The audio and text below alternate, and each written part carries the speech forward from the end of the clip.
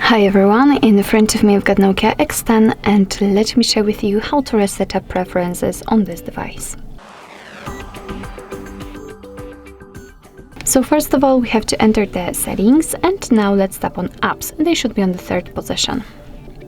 Now let's enter all apps and tap on the three dots icon in the right upper corner. Now let's tap on Reset Up Preferences, and as you can see, here your device is informing you that it will reset all preferences for disabled apps, disabled app notifications, default applications for actions, background data restrictions for apps, and any permission restrictions. What's more, no worries, you won't lose any app data, so simply tap on Reset Apps. And basically that's all. This is how to reset up preferences in your Nokia X10. Thank you so much for watching. I hope that this video was helpful, and if it was, please hit the subscribe button and leave the thumbs up.